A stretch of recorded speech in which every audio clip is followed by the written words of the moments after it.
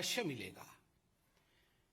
Rape और बलात्कार में यदि राजनीति करने की कोशिश की जाए तो मैं कहूंगा ये राजनीति का सबसे न्यून स्तर होता है, सबसे निम्न या सबसे निचला स्तर होता है।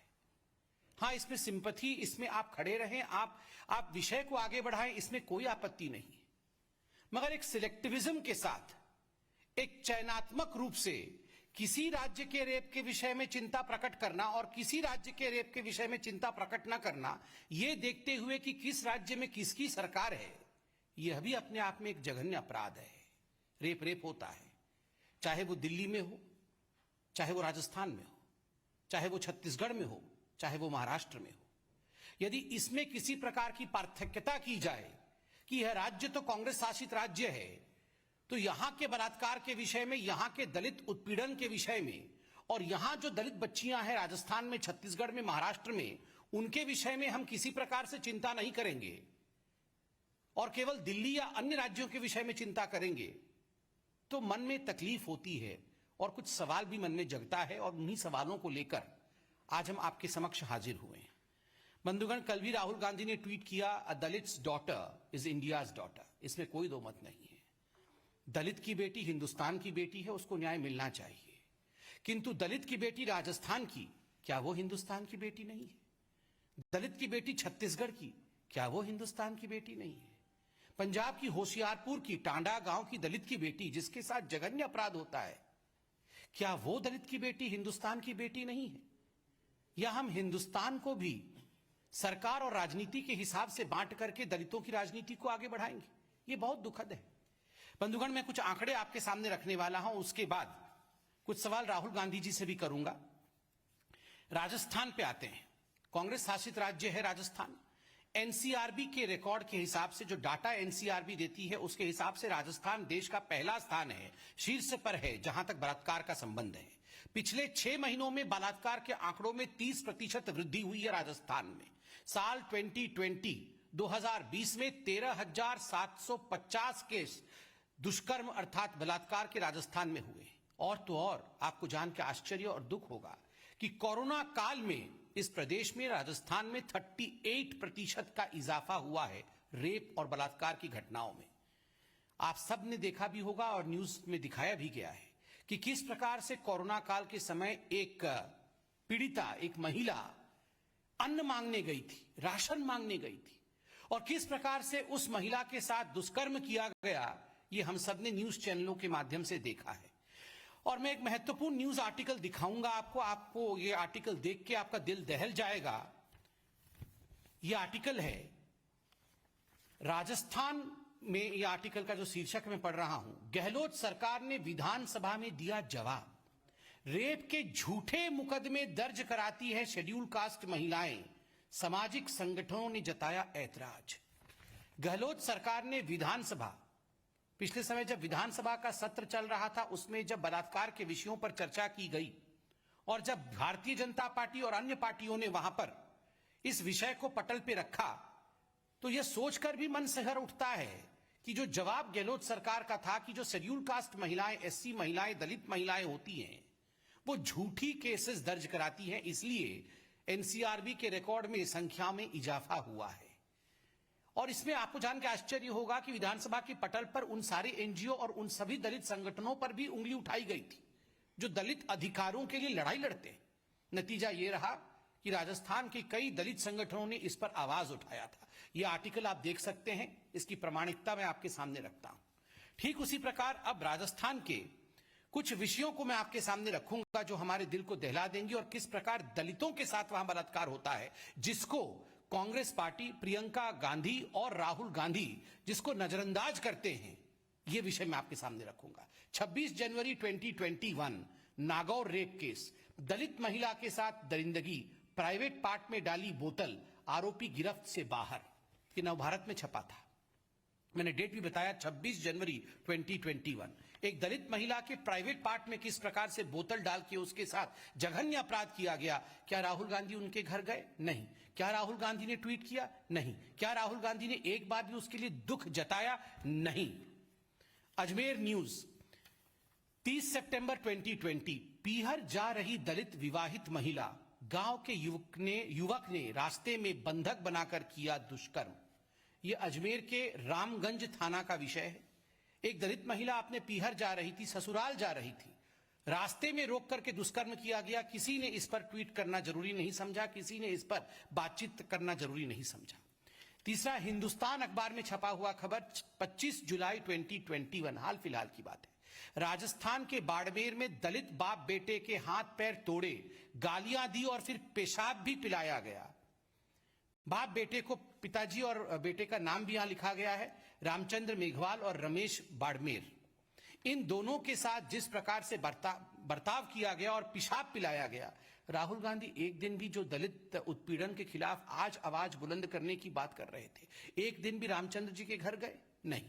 एक ट्वीट किया? नहीं। 16 मार्च 2021, राजस्थान, 15 साल की दलित बच्ची को बंधक बनाकर 9 दिनों तक 18 से अधिक लोगों ने किया गैंगरेप, शाहरुख समेत 20 गिरफ्तार।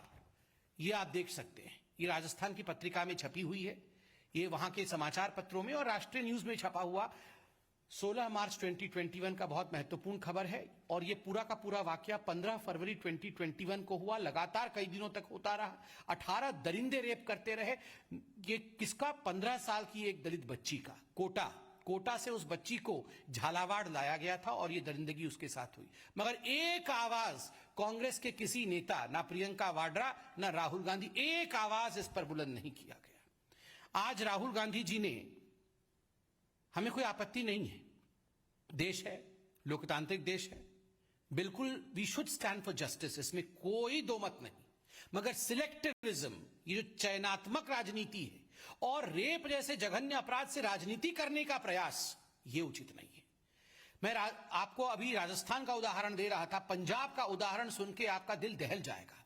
पंजाब में होशियारपुर में जिस प्रकार से एक 6 साल की दलित बच्ची के साथ, नाबालिग 6 साल की, 2 युवकों ने टांडा गांव में अक्टूबर के महीने में उसका रेप किया, जिस प्रकार से बलात्कार करने के बाद उसकी हत्या की गई। होशियारपुर की यह दलित बेटी, क्या यह हिंदुस्तान की बेटी नहीं है राहुल गांधी? क्या आप एक बार भी होशियारपुर के उस गांव में, टांडा गांव में जाकर उस बेटी के माता पिता से मिले? या आपने एक बार भी कैप्टन अमरिंदर सिंह को फोन उठाकर कहा, कैप्टन साहब आप मिल आओ जाके? नहीं, क्योंकि यहां आपको वोट नहीं मिलने वाला था, यहां आपको राजनीतिक बेनिफिट नहीं होने वाली थी। छत्तीसगढ़, आज पूरे देश में छत्तीसगढ़ 10वां स्थान पे है एनसीआरबी के रिपोर्ट के हिसाब से, जहां तक बलात्कार का विषय है। 10 महीनों में 1716 बलात्कार की घटना हुई है और इस वर्ष केवल इस वर्ष 2021 में 60 बलात्कार की घटनाएं छत्तीसगढ़ में हो चुकी हैं। कहीं एक जगह भी राहुल गांधी नहीं गए हैं, नदारत है। बंधुगण, अब मैं जो कहने वाला हूं एक बहुत सीरियस इशू है। राहुल गांधी जी ने आज ट्वीट किया है और मुझे तकलीफ है, मुझे दुख है। राहुल गांधी जी ने बहुत ही गैर जिम्मेदाराना व्यवहार दिखाया है। अपने ट्वीट में उन्होंने उस दलित बच्ची के माता पिता के फोटो को ट्वीट किया है। यह गैर कानूनी है। मैं दोनों सेक्शन पढ़ूंगा देश के लिए, ताकि राहुल गांधी, जो शायद ये नहीं जानते हैं या जान के भी अनभिज्ञ बनने की कोशिश कर रहे हैं केवल पॉलिटिकल बेनिफिट के कारण, राहुल गांधी जाने जरा कि पॉक्सो एक्ट क्या होता है। सेक्शन 23 ऑफ पॉक्सो एक्ट क्या कहता है? उसका दूसरा प्रावधान कहता है, no reports in any media shall disclose the identity of a child including his name, address, photograph, family details, school, neighborhood, or any other particulars which may lead to disclosure of the identity of a child. बहुत स्पष्ट रूप से कहा जाता है कि ऐसा कुछ भी तथ्य उस बच्चे या बच्ची का आपको डिस्क्लोज नहीं करना है जिससे कि उसके आइडेंटिटी का दुनिया को पता चले। उनके घर के आसपास का भी तस्वीर नहीं होना चाहिए, ना उनके घर का होना चाहिए, ना उस स्कूल का होना चाहिए, ना नेबरहुड का होना चाहिए, और परिवार का तो कतई नहीं होना चाहिए। उसके आगे क्या कहती है पॉक्सो एक्ट? आगे एक्ट कहती है, द पब्लिशर और ओनर ऑफ द मीडिया और द स्टूडियो और photographic facilities shall be jointly and severely liable for the acts and the omission of his employ. कि आपने अगर फोटोग्राफिक डिटेल डाला है तो आप सिवियरली लायबल होंगे। कोई ऐसी वैसी बात नहीं है, सिवियरली लायबल। ये सेक्शन 23 था। Section 74 of the Juvenile Justice Care and Protection of Children's Act. ये तो पॉक्सो एक्ट पढ़ा मैंने, अब जुवेनाइल जस्टिस एक्ट क्या कहती है? Section 74, title, Prohibition on Disclosure of Identity of Children. Description, no report in any newspaper, magazine, news sheet or audio visual media or any other form of communication regarding any inquiry or investigation or judicial procedure shall disclose the name, address or school or any other particular which may lead to identification of a child in conflict with law or a child in need of care and protection or a child victim or witness of a crime involved in such matter under any other law for the time being in force, nor shall the picture of any such child be published, provided that for reasons to be recorded in writing, the board or committee, as the case may be, holding the inquiry may permit such disclosure. इसमें आगे बहुत कुछ लिखा गया है और लिखा गया कि पनिशमेंट कितनी होगी, लायबिलिटी क्या होगा. आपने यहां माता पिता दोनों का ही जिस प्रकार से फोटो ट्वीट किया, क्योंकि वो एक पब्लिशिंग प्लेटफॉर्म है, वो एक प्लेटफॉर्म है कम्युनिकेशन का, वहां आपने जिस प्रकार से ये फोटो ट्वीट किया है माता पिता का, स्वाभाविक रूप से आपने उस बच्चे के फैमिली की आइडेंटिटी को चौराहे पे डाल दिया है. माता पिता दलित हैं, मैं बिल्कुल समझ सकता हूं, माता पिता को यह सब बताया नहीं गया होगा कि एक्ट में क्या लिखा है. सेक्शन 74, सेक्शन 23, बेचारे गरीब लोगों को आप यूज कर रहे हैं अपनी राजनीति के लिए. This is using Dalit and the poor for furthering your own political agenda. माता पिता इन एक्ट्स के बारे में जानते नहीं जानते वो अलग विषय है. आप तो जानना चाहिए था Rahul Gandhi. You should have known these acts. You are a parliamentarian since many years. You call yourself a responsible politician, but you have kept the rules of the law at bay in order to further your political aspirations. ये किस प्रकार की बात है राहुल जी? और मैं आज इस मंच पर से भारतीय जनता पार्टी की तरफ से national commission for protection of child right NCPCR से यह निवेदन करूंगा कि तत्क्षणात जल्दी से जल्दी राहुल जी द्वारा जिस प्रकार से दोनों एक्ट्स का उल्लंघन किया गया है, सेक्शन 23 ऑफ पॉक्सो एक्ट और section 74 of the juvenile justice care and protection children act, इसका संज्ञान एनसीपीसीआर ले और राहुल गांधी को नोटिस इश्यू करे. मैं एनसीपीसीआर से यह भी कहूंगा बीजेपी की तरफ से कि no one is a VIP.